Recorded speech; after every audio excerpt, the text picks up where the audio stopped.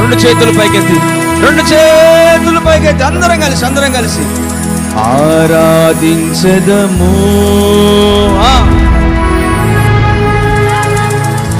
ఓ యేసయ్యా పరిశుద్ధ, బిగ్గరగా ఓ మరొకసారి పడదామా గట్టి బిగ్గరగా ఓ యేసయ్యా పరిశుద్ధ సంగముగా చేతులు లాడిస్తూ ఆరాధనా ఆరాధనా హల్లెలూయా హల్లెలూయా హల్లెలూయా